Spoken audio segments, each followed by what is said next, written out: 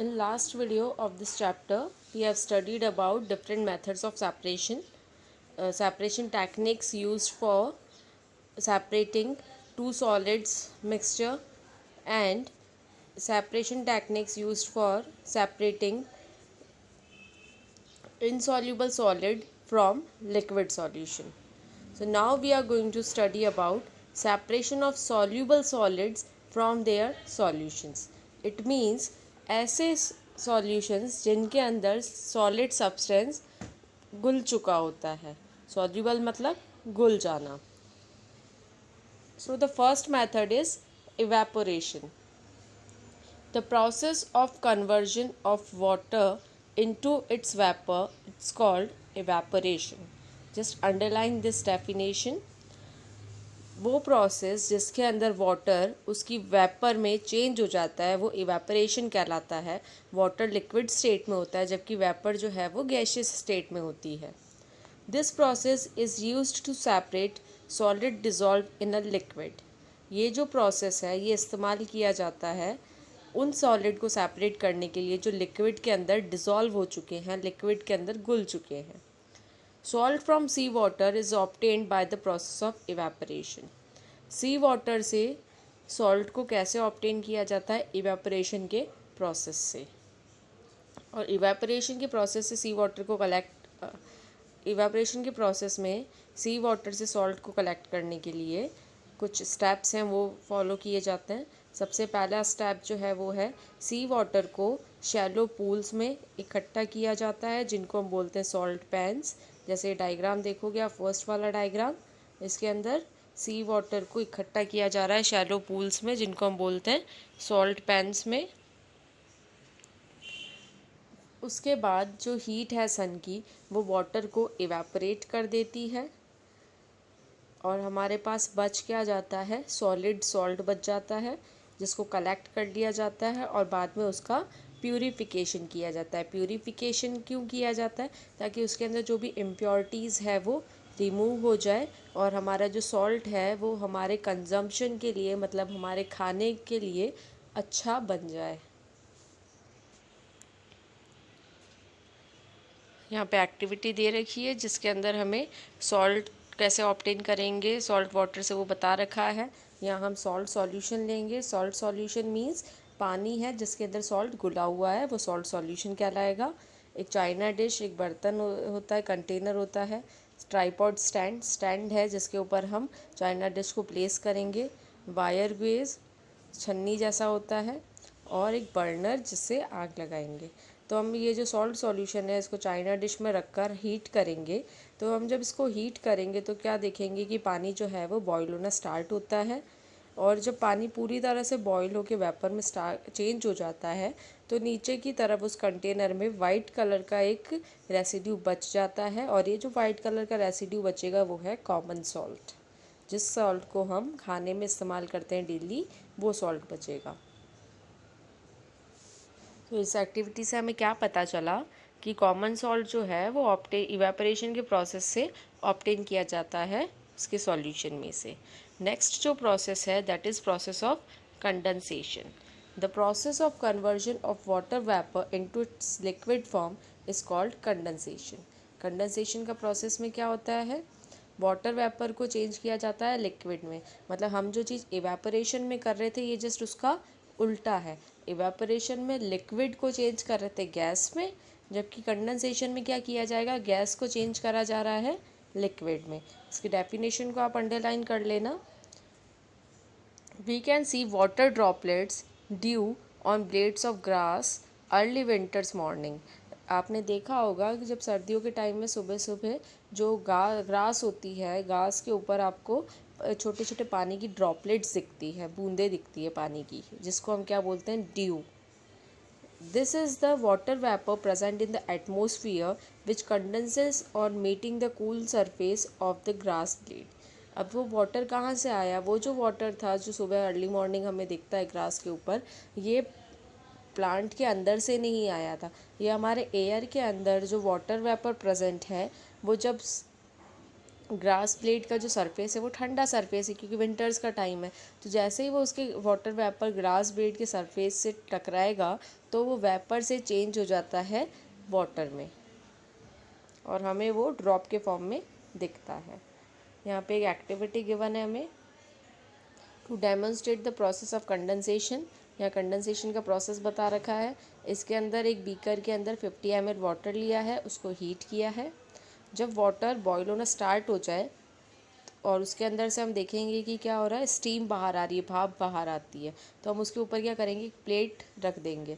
जब हम उसके ऊपर एक प्लेट रखेंगे तो क्या होगा, आपको प्लेट के ऊपर छोटी छोटी ड्रॉपलेट्स दिखने लग जाएगी और वो फिर से वो ड्रॉपलेट्स नीचे की तरफ गिरने लग जाएगी। तो ये क्या हुआ, हमने जब पानी को बॉईल किया, इवेपोरेशन का प्रोसेस हुआ, वाटर जो था वो चेंज हो गया वाटर वेपर में। लेकिन जब हम एक ठंडी प्लेट उसके पास लाए तो उससे टकराकर जो वाटर वेपर थी वो फिर से कंडेंस हो गई और नीचे की तरफ गिरने लगी।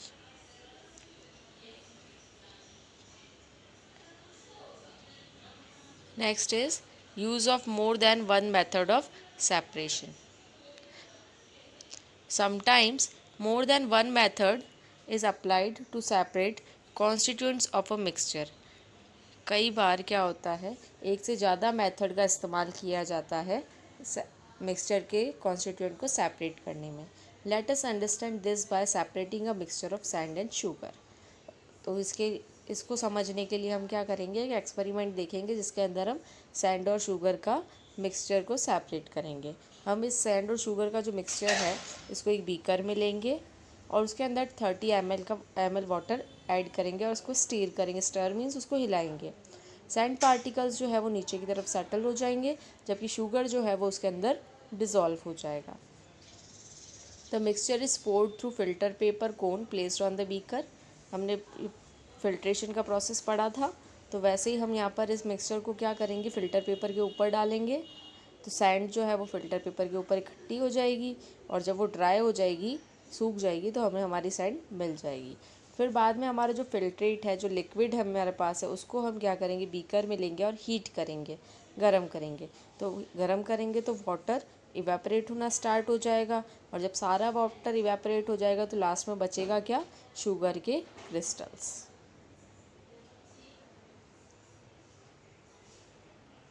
Next is separation of a mixture of two liquids.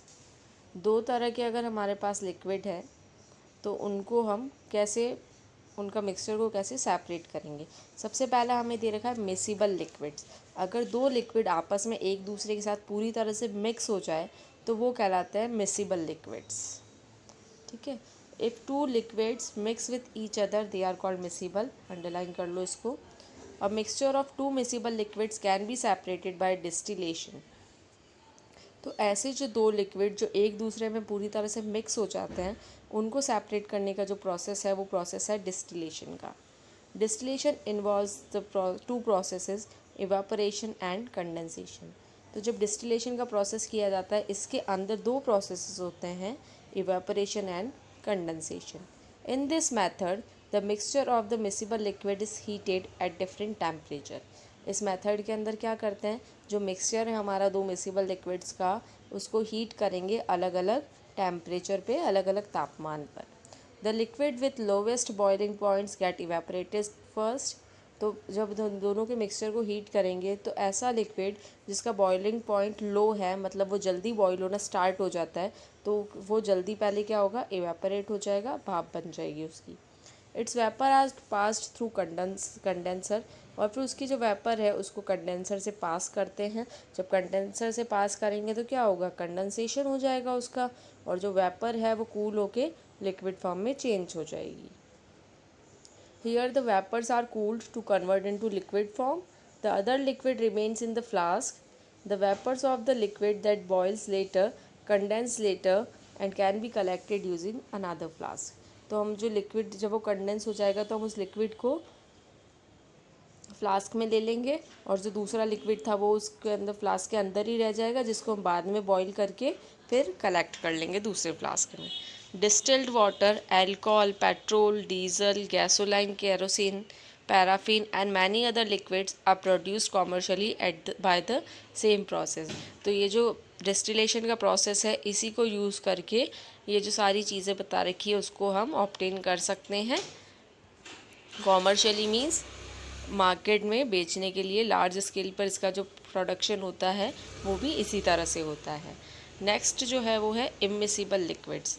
इम्मिसिबल liquids जो वो लिक्विड होते हैं जो आपस में मिक्स नहीं होते हैं, उनको जब हम मिक्स भी कर देते हैं तो भी हमें वो अलग अलग दिखते हैं, अलग अलग लेयर्स की फॉर्म में। Liquids which do not mix with each other and form separate layer on mixing are called immiscible liquids। इस अंडरलाइन कर लो इसकी डेफिनेशन को। ऐसे लिक्विड्स जो एक दूसरे के साथ मिक्स नहीं होते हैं और सेपरेट लेयर बनाते हैं, उनको मिक्स करने पर वो कहलाते हैं immiscible liquid. Oil and water are immiscible liquids. Oil and water का जो मिक्सचर होता है वो इम्मिसिबल लिक्विड्स है। आपने देखा होगा कि ऑयल जो है वो वाटर के ऊपर फ्लोट करता है। Two immiscible liquids can be separated by using a separated funnel। ये जो immiscible liquids है इसको कैसे सेपरेट कर सकते हैं? सेपरेटिंग फनल को यूज़ करके। They can also be separated by decantation। ये डिकेंटेशन के प्रोसेस से भी सेपरेट किए जा सकते हैं। In this method the mixture, for example a mixture of oil and water is taken in a separating funnel। यहाँ पे ये जो डायग्राम में आपको ये दिख रहा है ये क्या है? ये एक सेपरेटिंग फनल है। इनको सेपरेट करने के लिए हम इसको क्या करते हैं, इन सेपरेटिंग फनल में लेते हैं और कुछ देर के लिए इसको अनडिस्टर्ब्ड बिना छेड़े हुए उसको एज इट इज़ रख देते हैं। The heavier liquid water settle down at the bottom layer and the lighter one oil forms the top layer। जब हम उसको कुछ देर के लिए अनडिस्टर्ब रख लेंगे तो जो हैवियर लिक्विड है, जो भारी लिक्विड है वो क्या होगा, नीचे की तरफ आ जाएगा और जो हल्का लिक्विड है वो ऊपर की तरफ एक लेयर बना देगा। The beaker is placed below the separating funnel to collect the liquid. नीचे की तरफ एक बीकर रख दिया है। अब यहाँ पे क्या करेंगे, इस जो नीचे वाला जो लिक्विड था हैवी लिक्विड वाटर, उसको इस बीकर के अंदर कलेक्ट करेंगे। The stopper of the separating funnel is open to let the bottom layer of the liquid flow out. तो जैसे हमारा नल होता है ना, नल को खोलते हैं तो अंदर जो पाइप में पानी होता है वो नीचे आ जाता है, तो वैसे ही यहाँ पे जो सेपरेटिंग फनल होता है यहाँ पर एक स्टॉपर होता है। इसको जब हम खोलते हैं तो इसके अंदर का जो लिक्विड है वो नीचे की तरफ आना स्टार्ट हो जाएगा। तो हमारा जो दो में से एक लिक्विड है वो नीचे की तरफ आना स्टार्ट हो जाएगा। हम उसको कलेक्ट कर लेंगे और the stopper is turned of just when the top layer of liquid reaches the stopper. जब टॉप लेयर जो है उसकी अगर वो नीचे की तरफ आ जाएगी तो हम उसको नीचे वाला बॉटम वाला जो लिक्विड है अगर वो ख़त्म हो जाएगा हमारा पूरा नीचे की तरफ, तो हम इसको बंद कर देंगे ताकि हमारा जो लिक्विड है वो सेपरेट हो जाएगा।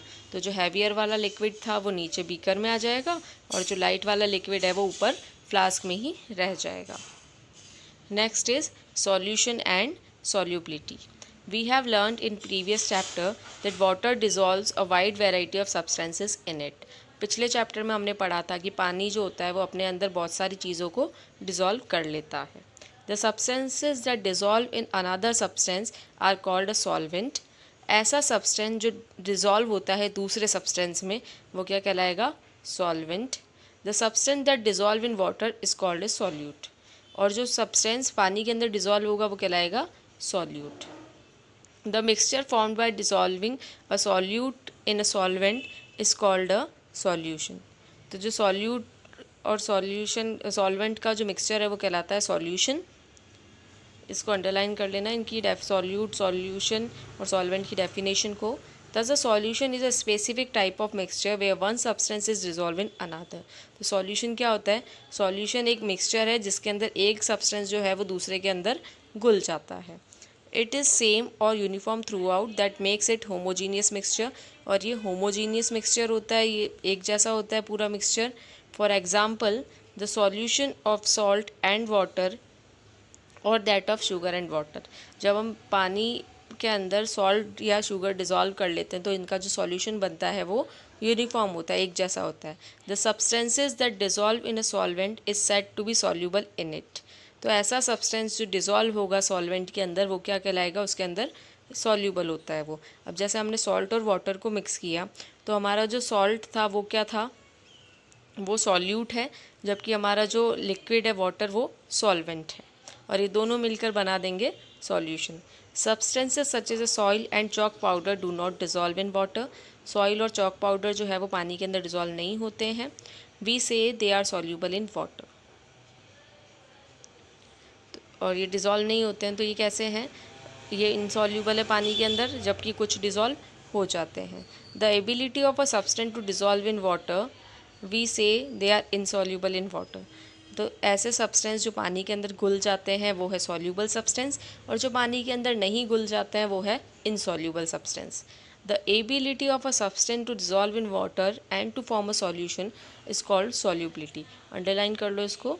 The ability of a substance to dissolve in water and to form a solution is called solubility। तो सब्सटेंस की वो एबिलिटी जिससे वो पानी के अंदर घुल कर सॉल्यूशन बना देगा वो क्या कहलाती है, सॉल्युबिलिटी कहलाती है। Have you ever made lemonade, lemonade means जो नींबू की शिकंजी, नींबू का जूस जो बनाते हैं उसके लिए बोला गया है। आप सबने वो बनाया ही है।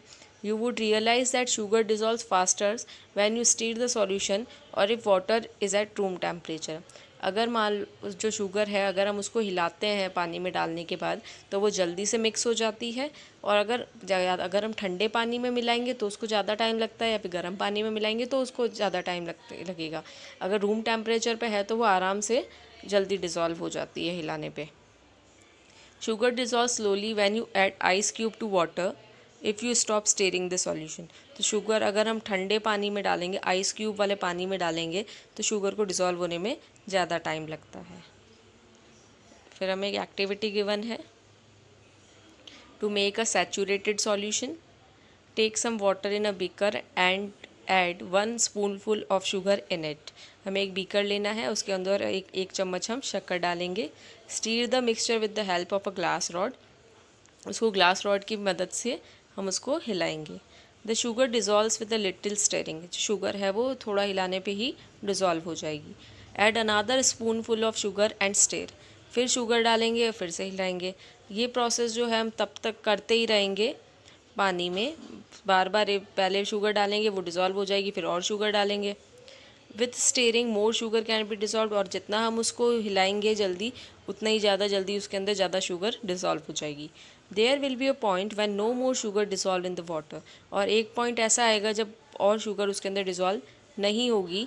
No matter how much you stir, चाहे हम उसको कितना भी हिला के डिज़ोल्व करने की कोशिश करें।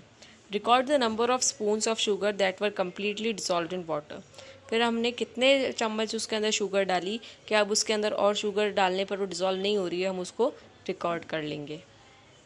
और solution that can not dissolve any more solute is called a saturated solution. Just underline this line. ऐसा सॉल्यूशन जिसके अंदर और ज़्यादा सॉल्यूट जो है वो डिज़ोल्व नहीं होता है वो सॉल्यूशन कहलाता है saturated solution. On the other hand, when more solids can be dissolved in a given solution, it is said to be unsaturated solution। और अगर मान लो उसके अंदर अभी और भी सॉल्यूट ऐड हो सकता है तो वो क्या कहलाएगा, unsaturated solution. Let us see what happens when we heat the saturated solution.